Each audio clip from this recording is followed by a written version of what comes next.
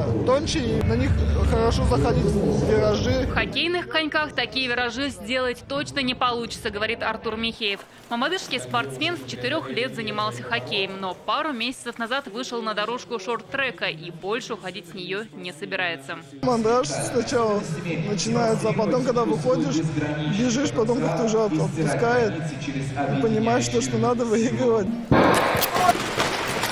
Решительный настрой на победу сегодня у каждого участника спартакиады.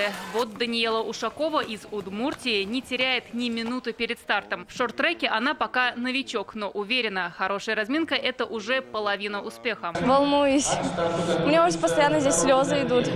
Но я встаю и я говорю, типа, надо побеждать. Я сюда приехала за победой. 100, 200, 500 метров и эстафета. Эти дистанции лишь кажутся легкими. Что стоит за этими метрами, знают только сами спортсмены.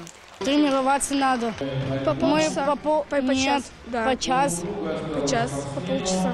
После школы. На этой спартакиаде не важны особенности здоровья, пол, возраст. Главное – это желание открывать мир спорта и преодолевать барьеры. Если занимаешься с такими детьми, их надо любить, принимать их такими, какие они есть, не смотреть ни на особенности, они такие же, как все остальные дети. Вы только посмотрите, как быстро успевают разогнаться спортсмены. Иногда их скорость достигает 30 км в час. И надо отметить, что, конечно, гнаться есть зачем. Ведь на кону стоит место в сборной России. Ну а кто войдет в ее состав? Имена победителей мы узнаем уже завтра.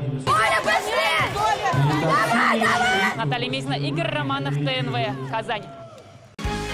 Закажи рекламу на ТНВ. Телефон в Казани 5 705 100.